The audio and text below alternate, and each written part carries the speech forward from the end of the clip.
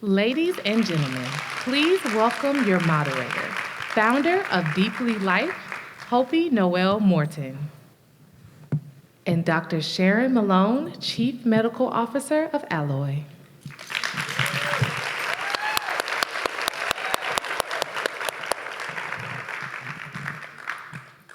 Hi, everybody. So first and foremost, I just wanted to thank the Martha's Vineyard African American Film Festival for screening this amazing film and for officially being part of the menopause movement, because this is a movement that's happening. And I want to thank you, Dr. Malone, for your voice in the film and your advocacy for decades now, right? Yes. So I have to go to my notes for your background. This is like you've been doing this for a while. So Dr. Sharon Malone currently is the Chief Medical Officer for Alloy, which is a health platform focused on perimenopause and menopause. And this is, your work there really also is committed to inclusion, access, and breaking down stigmas and providing culturally sensitive resources. You are making sure that you are overseeing clinical strategies and to ensure that medical content and services are top-notch. And you are also championing their Black Women's Outreach Initiative. And this is kind of part of that, right? Yeah. Yes. You are also a trusted advisor and friend to our former First Lady, Michelle Obama, amazing. And her foreword in your book really says a lot. It is not only glowing, but it speaks to your personality and your warmth and your anti-vibe, but also like keeping it real. And I'm gonna go home now, okay? It can only go down from here for me. And you were a significant collaborator with her on her women's health initiative, and that's a big deal and really important. Not to mention your background, Harvard, Columbia, George Washington University, and your book, Grown Woman Talk, which I am now just obsessed with. And you're also just really nice and super cool. We've had some great conversations already. So my name is Hopi Noel Morton, and I am the founder of Deeply Life. I am into pleasure wellness for menopausal and perimenopausal women. I make CBD-infused lubricant. So, so I am dedicated to your you-know-what. And I am also a menopausal woman. And I am going through this myself, and it is a journey, and really, honestly, it has been a rites of passage for me. And I consider myself an honor to be going through this and to be with you all. Now, I just want to this is a conversation that is so vibrant and so important, and what I want to highlight is that you've seen this film tons of times, been to festivals and screenings and with sponsors and all kinds of things, but this is the first time you've really seen this film in an audience of Black women.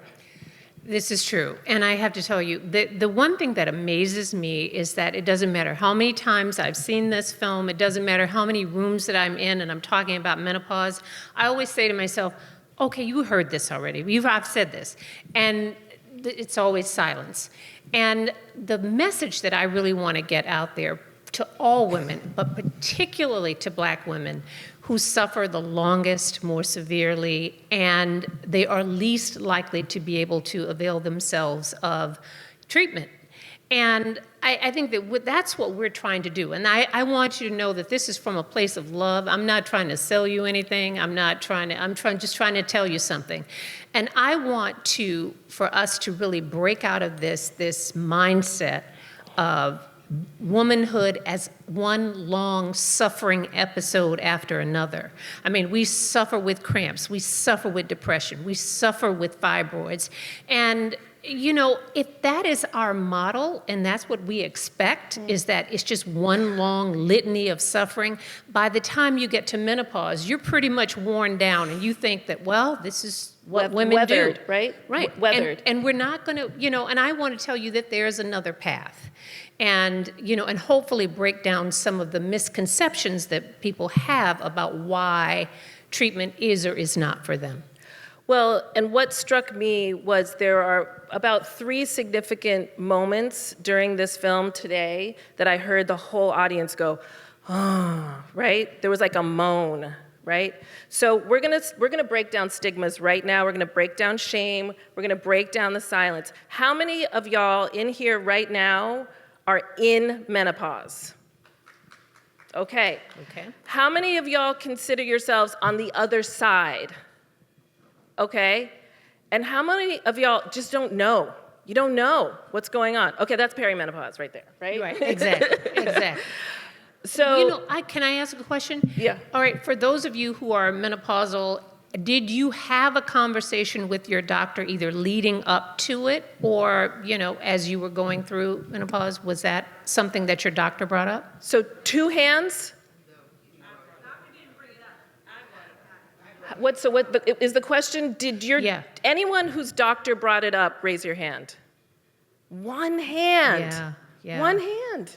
I mean, to me, that is unconscionable, you know, because menopause and the menopausal transition, which is what we call, which is commonly known as perimenopause, it's a years-long, and in some cases, as you see, a decade-long process that you are having. The symptoms that are normally associated with menopause, everybody knows the hot flash, but you may not know all the other things like joint pain, like brain fog, the teeth, the palpitations, anxiety, depression, sleeplessness. All of those things start well in advance of when you've had your last period. So if you think that, oh, this is something that happens when you're 50, I'm here to tell you, no, this is something that happens in your 40s, and for some women, it happens even in their Earlier, 30s. Yeah. And so within our community, because that's what we're really focused on here today, and it's not that this doesn't translate to other cultures. We saw the numbers, Right. and that was one of the big gasps. Why is it important to have this conversation with Black women?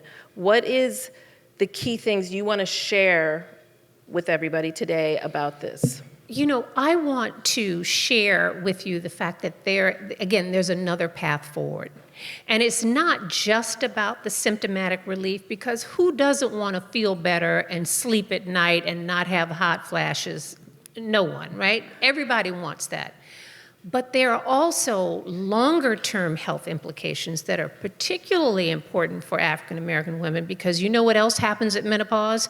High blood pressure goes up, type 2 diabetes goes up, your risk factors for cardiovascular disease go up as you enter this perimenopause and menopausal phase.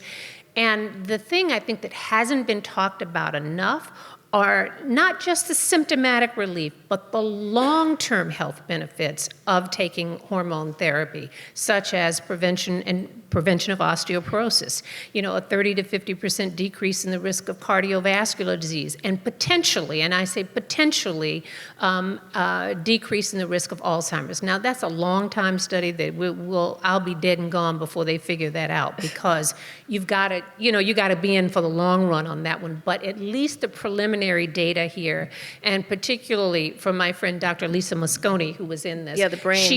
She's a neuroscientist, and this is what she does. She studies brains, about how women's brains are affected when estrogen is there and how they're affected when it's not there. So don't think of it, and I tell people this all the time, for people who think, oh, well, I didn't go through menopause. I'm like, yes, you did. Yes, you did. You did.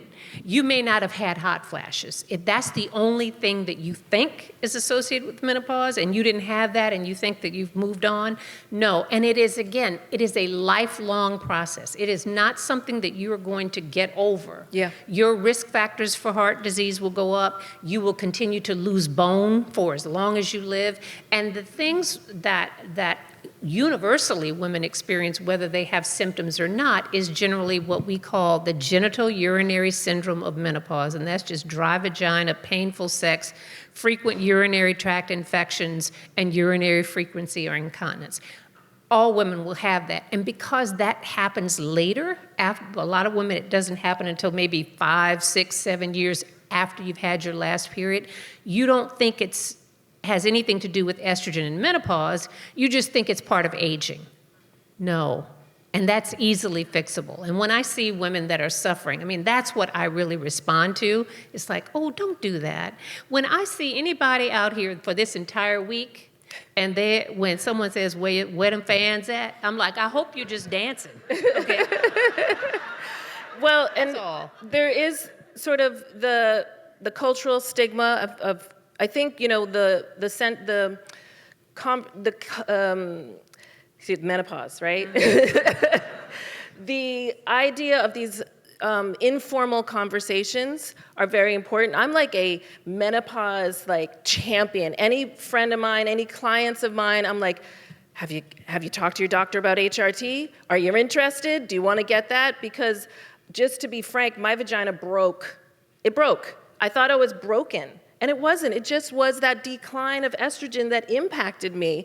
And it felt like, I think also talking about access to doctors who are trained, it felt like finding somebody who knew what they were talking about, who could really help me, was a desert away. I just couldn't figure it out. I'm still in a journey. As well as just in my relationship, thinking that something was wrong with me. So there is the physical, the psychological, and the cultural piece of just buck up and deal with it, you know? Right, and here's the other piece of this, is that if you have, most of us at this point in time don't really have great relationships with our doctors. If you do, particularly with your gynecologist, because that's the person that's most likely to know about it, and if they don't know, that when I say to you, your internist or your primary care doctor, they know even less. So I want you to be able to say to yourself, I should be able to get trusted information, not from my hairdresser, not from my personal trainer, because that's how we do. You know, we just talk amongst ourselves.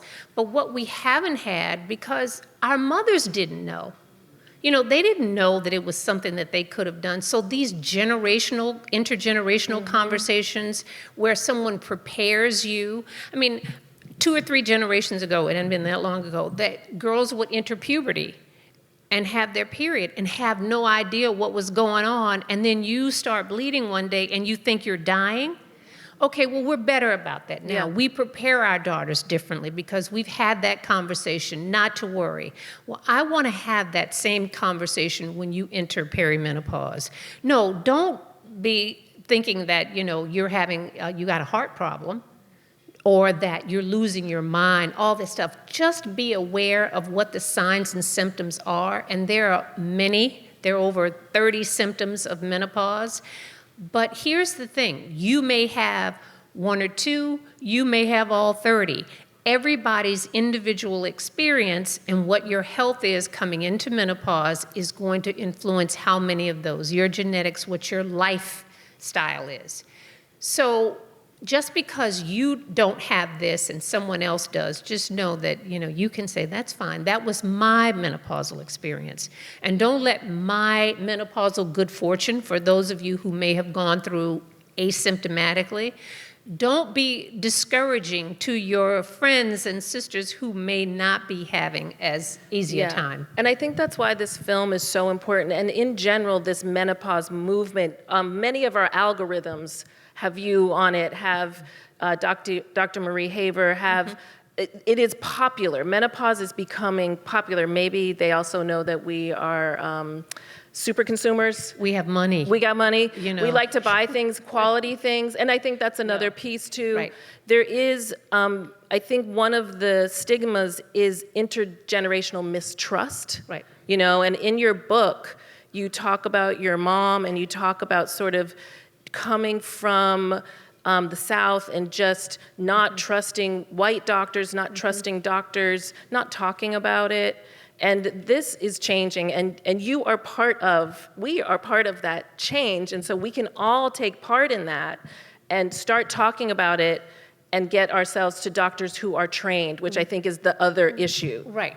But let me tell you what's happening in medicine now, because it's in a lot of ways, I wrote my book so you can understand it's not just about menopause, it's about everything, starting from how to pick a doctor to how to write your obituary. It's all of that. That's why it's called Grown Woman Talk. It's so good. It's from You gotta get that her book. all the way to the end. And things that you need to know so that when you show up in a doctor's office, you can be a better advocate for yourself. Like I said, you don't have to wait for a doctor to bring up something. If you have questions, know what they are, be clear, and if you don't know, then I lay them out for you so you can make sure that these things get addressed. But here's the unfortunate reality about today's medical environment. And I can say this as someone who started practicing back in the early 90s. I was in one practice for 30 years. I saw my patients, I knew their mothers, I delivered their children. I had a lot of context when I saw my patients. We had real relationships. That was, Washington is a small town.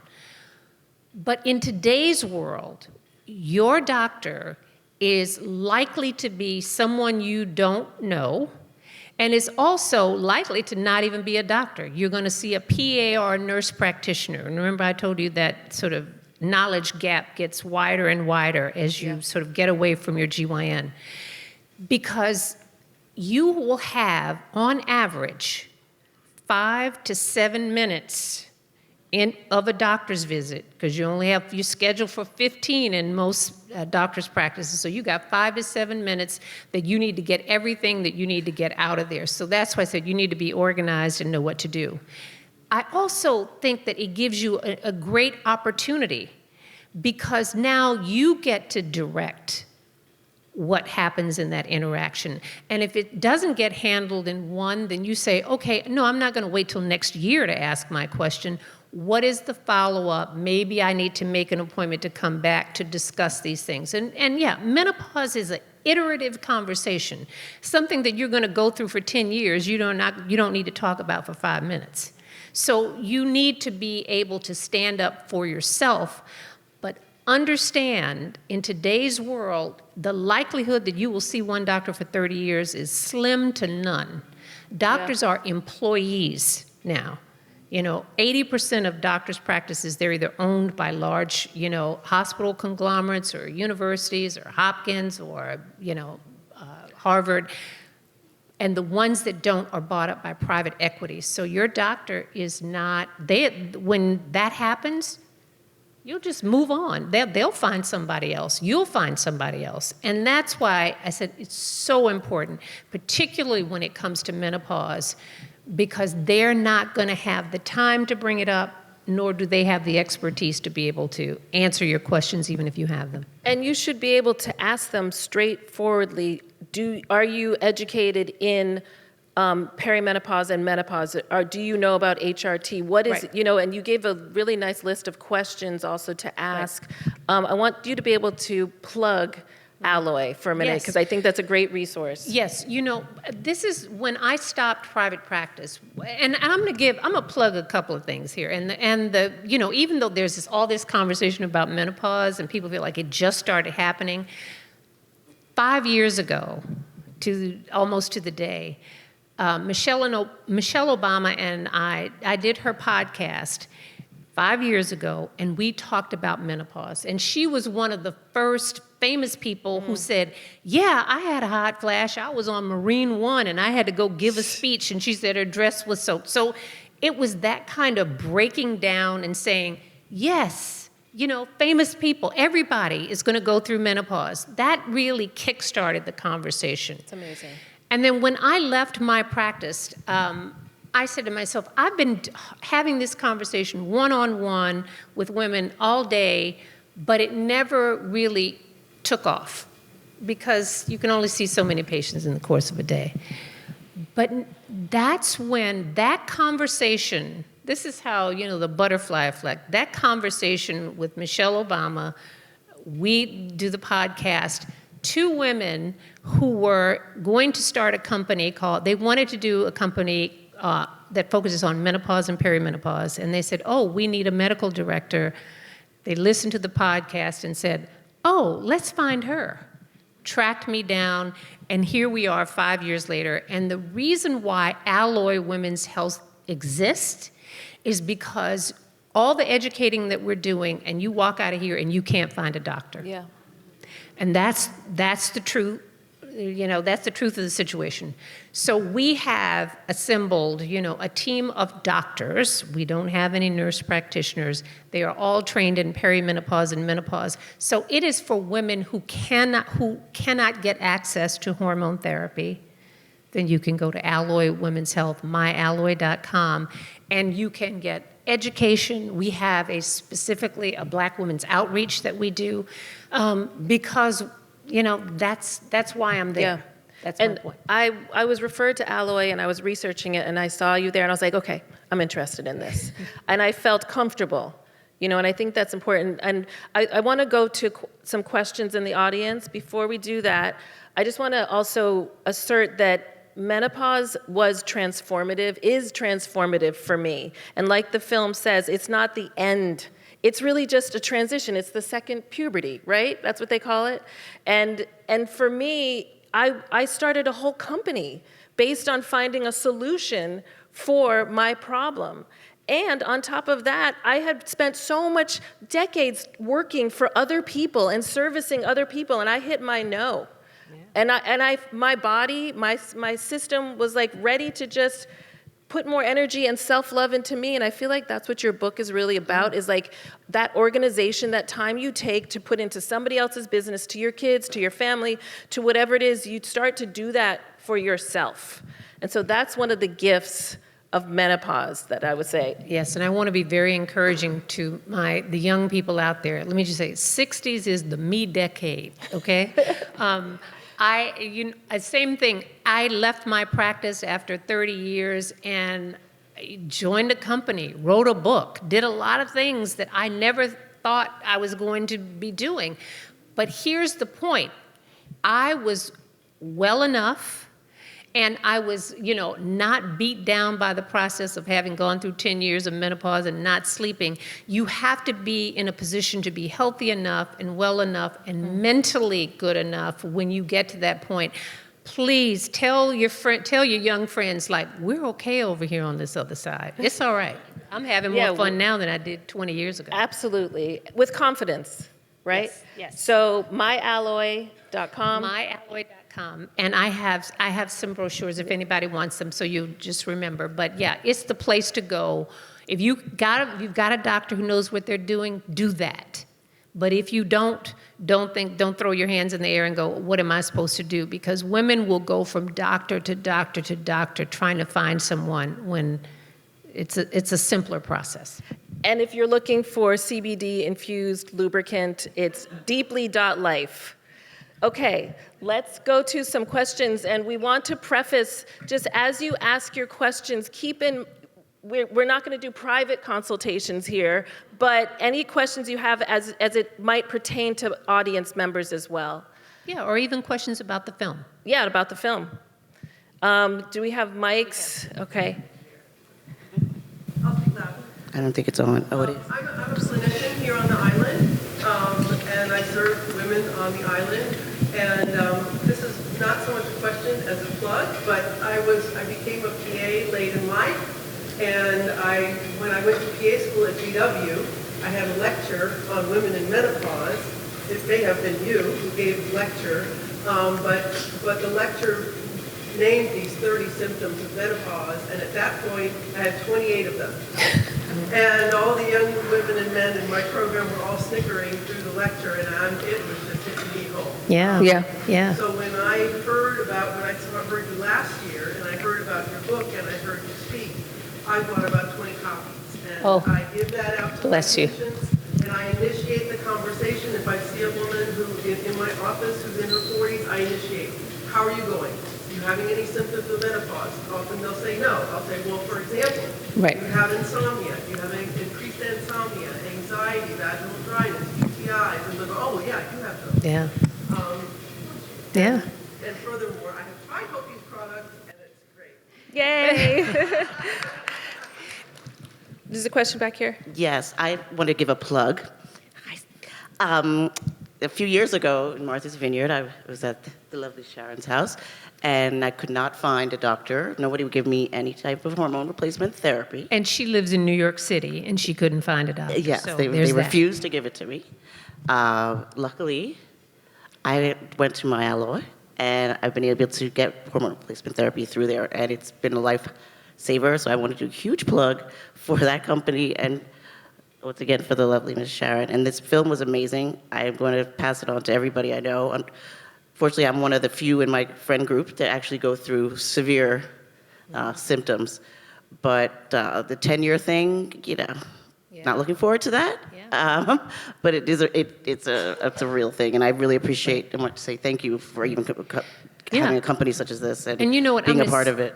And I'm going to say something. Thank you for that. And here's a little misconception. If you take hormones, there is no threshold of suffering that you have to meet. So sometimes women will say, oh, well, it's bad, but it's not that bad. I'll just wait until it gets real bad.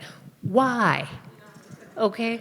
You don't get a medal at the end because you won the Is there suffering. denial? Because I've had friends in perimenopause like, I don't think I'm not really, this isn't no. really happening, oh, right? No, I'm still getting my period. Oh, Yeah. no. And it's like, no, yes, when you're in perimenopause, you're still getting your period and you can still be having symptoms. Yeah. So those two are not mutually exclusive. You've had your hand up for a while back here, yeah. There was a graph that showed The brain. prior to and then perimenopause and menopause. When you're on the other side, so it's been like a year and a half since I had a period. Is there still a benefit to hormone replacement?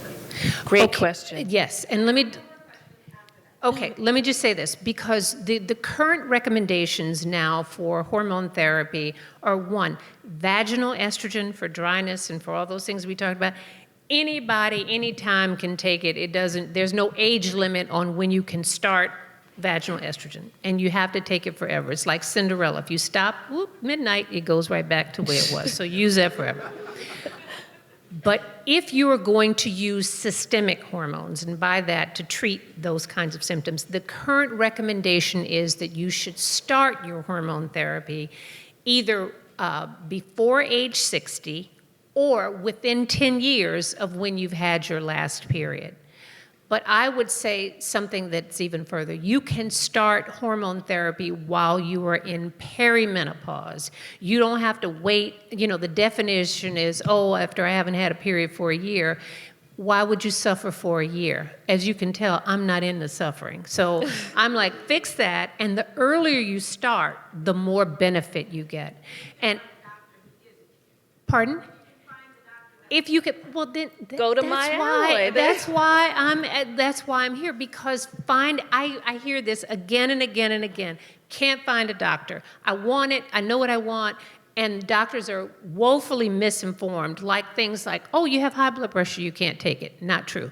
Oh, you have a family history of breast cancer, can't take it. Not true. Right. Oh, Someone just said that to you me. know, a lot of the things Yeah. that we automatically take off the table, there are only 4 contraindications for taking hormone therapy, and 2 of those are relative. So unless you have breast cancer currently, or uterine cancer currently, or you have had a heart attack or a stroke, the other 2 things I'm not going to even mention because they're iffy. But those are the only absolute reasons why someone cannot start hormone therapy. So if you're within a year and a half, of course, remember, you got 10 years or before age 60. And Part is just, it seems like it's beneficial no matter what.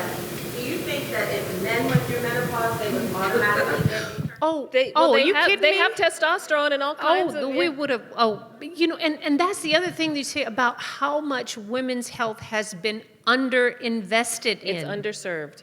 I mean, and if black women, if you looked at the things that affect black women, it's sort of like, well, then it just falls off. One, because we don't participate in studies. But I take a little bit of issue with what they said about why black people don't participate in studies. And it's not because of, Tuskegee experiment or Henrietta Lacks. the number one reason why Black people don't participate in studies is that they are not asked. Okay? Yeah. So you are not recommended for any treatment. Yes, if someone came to you, would you like to do something for, to decrease the risk of Alzheimer's? And it's not difficult, why wouldn't you do it? You're not asked.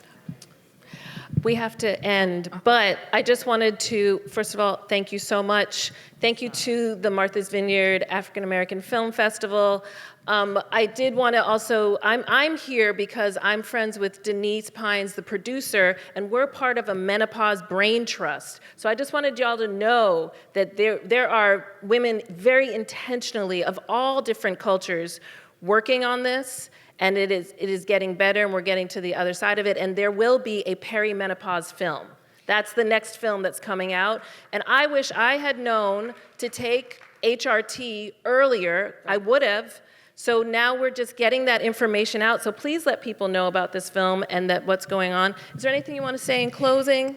Yeah, the only thing I will say is that, I'm in it for, I'm in it because I have sisters, I had a mother, and I've watched, I'm the youngest. So I've seen how people have gone through this process and who's done well and who hasn't. And I want to be able to take advantage of that information and share it. And if you do nothing and take nothing from the day other than I am really trying to elevate the conversation. I'm not trying to sell you something. Even though I said I want to make sure that all women have access. You can have access to information, but you also have to have access to care and treatment. And otherwise, it doesn't even matter. So please, don't suffer. Don't even let your friends suffer. Just tell them, we got something for that. And please, it's not going to kill you, I promise. Okay? We want to have longevity and joy. Absolutely. Yes.